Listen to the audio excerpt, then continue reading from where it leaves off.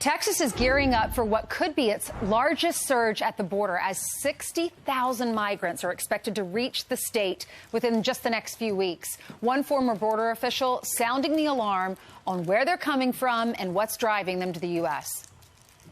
The result of that is the message goes out, and then instead of having a couple of hundred encounters a day, we quickly went up to about 6,000. A little bit of the misleading messaging in the public today, too, is they think this is just Mexico or South America.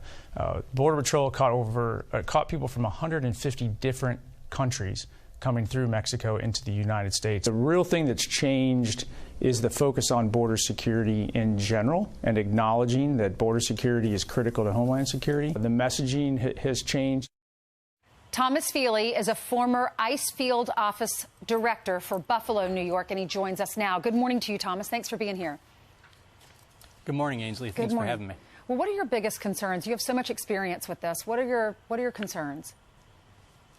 Well, just like the previous guest just stated, a lot of people think it's just Mexicans or people from Central and South America that are coming across the border, and that's simply not true.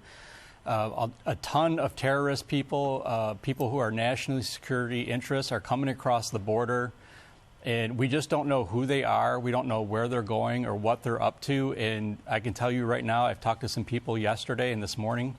Morale is at an all-time low, and it's just people really need to be concerned about the border. Yeah, the Border Patrol agents are completely overwhelmed. What are your friends down there on the border saying specifically? They're overwhelmed. Like I said, morale is in the dirt. They're trying to do the best job they can. Unfortunately, love of country only goes so far. They know this administration doesn't have their back. They need more resources. And they're all asking, why did we change what we were doing prior to January? This, our security, Ainsley, shouldn't be a political issue, and this is really putting all Americans at risk. What's your reaction to what Mayorkas said? He says that he's proud of what's happening down on the border, what he's doing down there, and even if he could throw all of them out, he wouldn't. It's bizarre. Here you have the Secretary of Homeland Security that's watching our border be overrun, and he's okay with it, and he's proud of it. Like he said, those are his words. You can't take them back.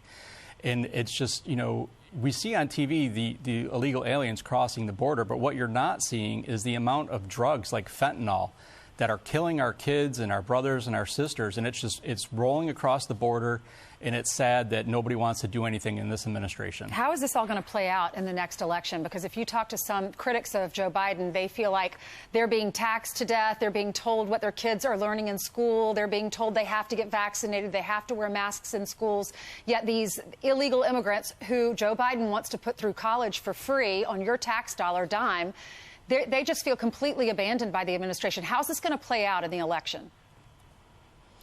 Hopefully it plays out in some way, right? I mean, this really needs to stop being a Democrat and Republican issue and be an American issue. You're putting our lives at risk. You're putting our children's lives at risk. And we all know when our family members get killed by an illegal alien, nobody really cares until it's the right family. And this has got to stop. This has got to stop being a partisan issue.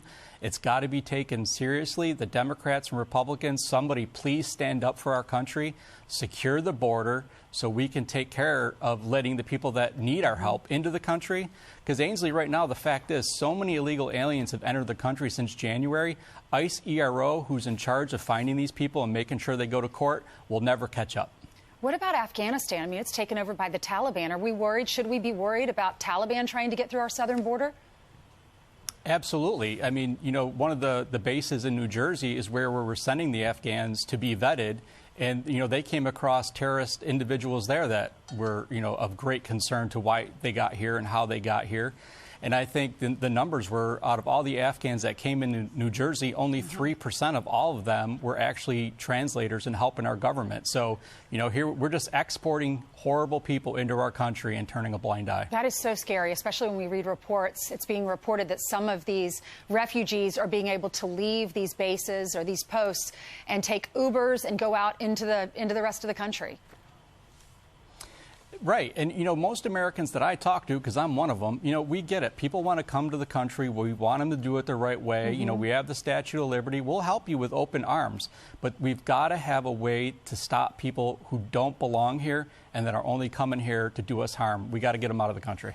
Thomas, thank you for all your service over the years and for coming on. Thank Thank you, Ainsley.